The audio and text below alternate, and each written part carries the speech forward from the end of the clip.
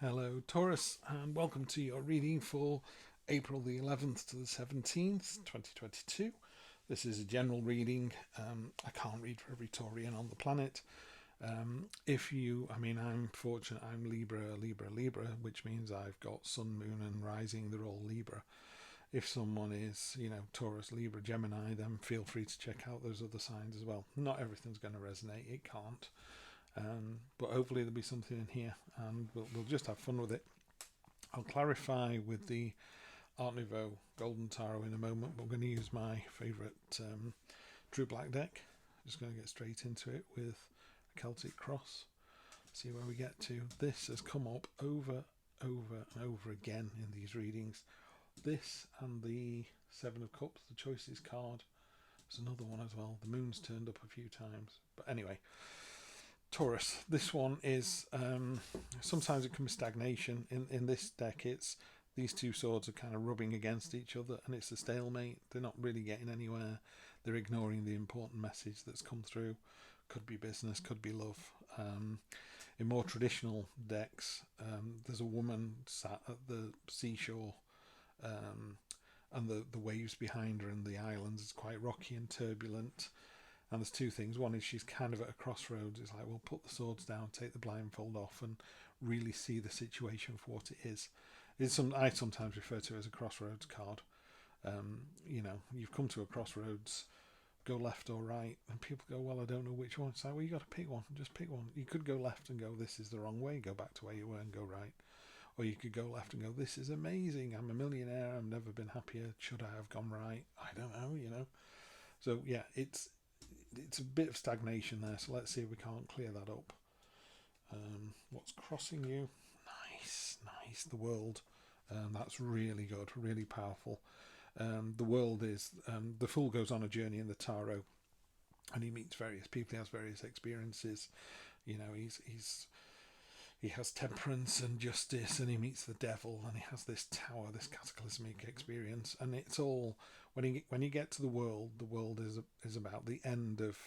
It's almost like coming to the end of a chapter in a book, and you've come to the end of one chapter. It's time to go to another. Now it could be in the same book, or it could be a completely different book. So what it's talking about is you've come to the end of that particular cycle of experience. So really simply, if it was a video game, it would go, you failed, go back and try again. Or it would go, congratulations, level up, go to level 2, 3, 4, 500, whatever it is. And the Fool goes back around again, and he's armed with all that experience and knowledge he had from the first time round. And then he meets all the same kind of individuals again, but he's got that knowledge. If you've only ever had one partner, you don't know whether that partner could be the best person in the world. You don't know that because you've got nothing to compare it against. You've got other people's experiences of it, but not your own. You need to put it really sourly, I suppose. You need to have your heart broken. You need to have a number of jobs. You need to live in different places. You need to leave your parents. You need to find yourself. There's lots of these experiences that as we go through them, we become a better person, we hope. Oh, this is looking amazing. In your near past, you've got the Star. Really in tune with both your conscious and subconscious. Again, she's normally pouring liquid water into a pool, and she's also pouring water onto land. And it's about one feeding the other, and that lovely balance. It's also a card of a promise or a wish coming true. So that's a really nice card. That's your near past. Near future. Wow, you got 3 big cards coming in. Love to see strength. Strength is great. It's not about physical strength. It's about the strength to oppose what you believe is wrong. It's probably worth investigating this a bit more. All those swords and halberds behind her, and she's still standing there. Anything naked in the tarot is authentic and true. Your naked self is unadorned. It's like, I stand here in front of you. She's got broken arrows in one hand. She's got an olive branch in the other, and the leaves are sprinkling down on this massive snake that she's completely unafraid of. And she's also literally standing up for something that can't stand up for itself. And then she's got the infinity symbol on her head. It's like, I could do this all day. So your near future, you're going to have strength and power in abundance. The the Star to the World to the Strength. It's just a great reading. Taurus, I'm jealous already. Foundational, this is kind of subconscious, what's going away from the situation. So these two cards are kind of going away a little bit. This is Two of Pentacles. This ferret is nimble, agile, doing a great balancing act with these two coins. It's precarious, but it's looking like, I can do this all day. And you can, but you can't juggle it forever. This two is it's just reminding us. Sometimes it's relating to money and kind of juggling your finances in a relationship. It's finding that balance between wanting to play video games 18 hours a day and spending some time with your partner, or them wanting to go on holiday and you not. There's a balance to be struck here. Okay, don't like to see this card. The Five of Swords. I mean, in this deck, it's really weird because it looks really beautiful. The first time I saw this, I was like, oh, this is a nice card. But if you really drill down into it, you can see there that the golden sword is chaining those other four swords to it, and they're all suffering while it grows. Its garden's lovely and verdant, and theirs is all fading away. It's kind of sucking the energy out of a situation. So you've got to be really careful. Is that you, or is that someone else? So if you're in a work environment, is your boss, chaining you all to the desk literally, or is that you? Are you making all your staff work till midnight? I'm not speaking for anybody, and there's no advice here. This is just tarot, but I don't think that's a long-term strategy. You can't work people till midnight every night and not expect them to leave. And you can't be expected to be one of those people and stay in that situation. So that's the head of the situation. That's how you see this situation here, which is really strange because we've got these really three powerful cards going across. Two twos down at the bottom, which is the start of something and being nimble. A little bit of stagnation with that card.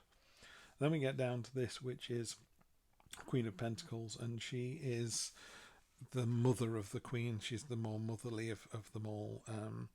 What she's doing here is she's creating a safe space for those two predators. A snake will attack a bird and a kestrel will attack a snake. She's also quite proud of her achievements. Those are all those pentacles hanging above her under that huge leaf. And again, she's very sort of gentle and refined. So it's a really positive energy to get in this. This is where you see yourself at the moment. So you see yourself in quite a positive place. So that's good because that's negating that horrible thing up there. Okay, and then this is how other people see the situation. The Heartbreak card. 3 swords through a heart. Really simply, this is going, are you the sword or the heart? And one thing it can teach us is, we all suffer heartbreak, or we all create heartbreak, and it's how you heal from it, and B, how you treat other people so that maybe they're not impacted like that in the future. You said something to somebody and it broke their heart, really broke their heart, and you saw it happen, you'd be like, kind of wish I hadn't said that now. Yeah, probably right, And again, if someone said it to you, so it's the ability to heal, which you've got the strength enough to do. I think there's something about this reading. It's not happened with the other 11, because I think you're the last one I'm doing today. This real solid horizontal going across here. These are three women. They're incredibly powerful. There's strength aplenty. There's the wish. There's a new chapter. There's strength in abundance. Even the Queen of Pentacles down here. These two look really incongruous, these two cards. Yeah, another queen. So this is Hopes and Fears. This queen is the youngest of the queens. She's sort of flirty and giggly and youthful. And she's actually creating these angel fish out of nothing. She just creates them from her subconscious. And they pop out this glass. She's done it so many times. She's so good at it. She's even got a crown of fish above her head. 2 koi carp at the bottom. Classic tarot, finding the balance in a situation. Naked and unashamed, that another kind of classic motif through a tarot. And this is Hopes and Fears. So I think you're kind of hoping you're that person. You're hoping that strong, energetic, honest, leads with a heart, not a head. It's not a Queen of Swords. This is very much a queen who is, loving, nurturing, kind, fair, but not cold, clinical, and just like the Queen of Swords. I was going to say, do I draw the Queen of Swords now? Your final outcome, Five of Wands. This can sometimes, in business readings particularly, and again, I'm not sure this is a business reading, but whatever resonates, is Five of Swords here.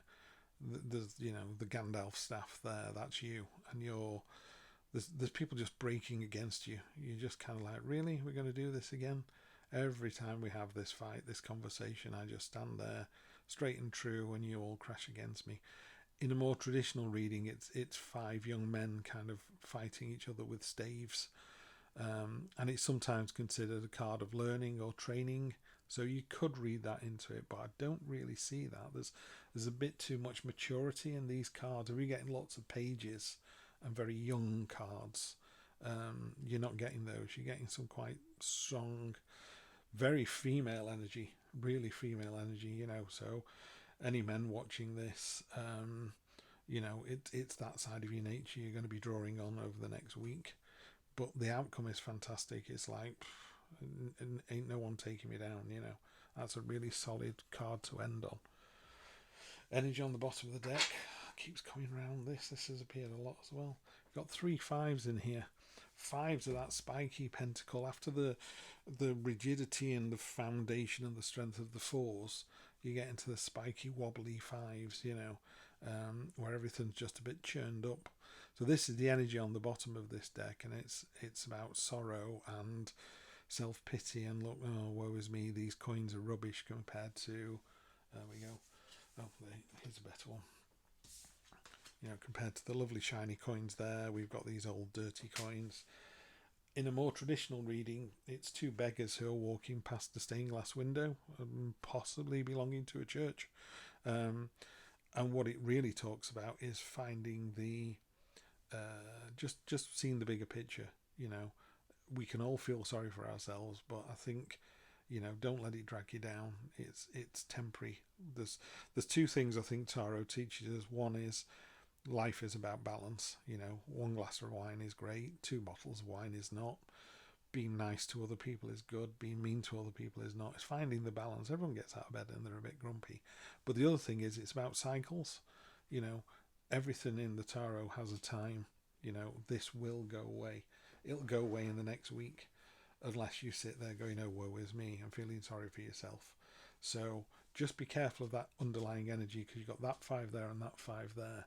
Now this 5 that we end up on is a much better one to finish on, but you've got such strong positive energy. This 1, 2, 3, 4, 5, all women, all really powerful, strong women. It's really good to see. I don't normally do this either. I've taken the card off the bottom of the deck and only just show it to people, but underneath that you've got the Ace of Cups, second best card in the deck. Poppies are about wishes and dreams coming true, but you have to water them with attention and intent and effort. So yeah, just be careful. I think it's one of those classic motifs, isn't it? You can get out of bed grumpy and someone goes morning and you go, what's the point? And that's how your day's going to be. Or someone go morning and you can bounce back and go morning, and you're going to have a much better day, much better week. Let's just clarify. We have had it again. The Choices card, this has come up over and over again in all of these readings. Go and check out some of the other readings, you'll see what's happened. This is about having so many choices. Money, fame, wealth, abundance, health, partners, love, romance, promotion. There's everything under the sun here, including that last top one there, the sort of ghost under the shroud. Even the unknown, you don't even know what the choices are. What we have to be really careful of is make sure you make a choice. Although, some people go, well, no choice is a choice. I don't really see that. I think you've got to do something this week. You've got lots of energy to do it, lots of power to do it. Yeah, here we go again. The Sun, best card in the deck. There you go. So it's successful. I can't speak highly enough of the Sun. It's considered the best card in the tarot deck. It's not my favourite. My favourite's the Magician, but that's you. That's your inner child. Red flag of victory there. Sunflowers bursting out everywhere. basically without the sun we're nothing. We would cease to exist if the sun ceased to exist. It is joyful, confident, exuberant. It brightens your day. It's like, wow. It burns the Five of Pentacles into dust, so this is really positive. And then the last one, the moon. Okay, we had the moon again as well. In fact, the last reading was the sun and the moon, so I'm just making sure I've shuffled those properly. No, okay. Right, can't do this, guys. I didn't shuffle that deck last time, and you got the same reading. I don't mind 2 of the 3 cards being the same, but I think when all 3 of them, including the one on the deck at the bottom as well. So let's have a quick, there we go. Let's give these a quick shuffle for you and get some clarity on this reading. Apologies for that, people. So we have the Chariot. That's a victory. You've got the canopy of stars above him then. So that is as above, so below. I love this illustration. That guy is like, yeah, got this, nailed it. There's a city in the background. He's either conquered it or it's his own city. But it's about a victory and control, and it's about you controlling that victory and that success yourself. So it really is all about this ownership. With these 1, 2, 3, 4, 5 powerful female energies burning through this deck. Yep, 3 of Wands, entrepreneur card. It's either his ships are going out or his ships are coming back in, but you've planted 1 in the ground already. You've another 2 ready to go. It's a card of expansion and promotion and growth, and the 2 of Wands is already in the ground. The 3 of Wands we're starting to develop. It's Amazon in year 2. There you go.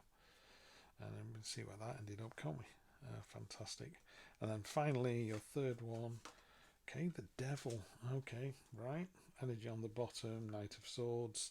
So again, bit of a sort of, what's the word? There's a fast energy coming in. It can be a bit sort of, isn't this a great idea? We should all go to the pub and stay up till 4 in the morning. And you get kind of swept along with that energy. So sometimes you've got to be careful with the Knight of Swords just to sort of bring it back down a little bit and go, hang on, yeah, let's all go out and have a meal and a drink. That would be great. And that's exactly what the Devil talks to. The Devil is the thing that whispers on our shoulders and goes, you're not good enough, you're not going to succeed. And he's apparently he's chained Adam and Eve. But if you look at those chains really closely, they're really loose. You can just lift them up off your head. He's not actually holding anybody back at all. So the Devil is very much a, why only have 1 glass of wine when you can have a bottle? Just keep going, just keep going. It's impermanent temptations and pleasures. So let's not fall for that one. Let's take the triumphant victory and those 5 really strong female energies, and then we're going to have a fantastic success this week. So Taurus, thank you for your time for this one. I will see you next Sunday for more of the same. Ignore the Devil, take the victory, and I'll see you next week. Take care.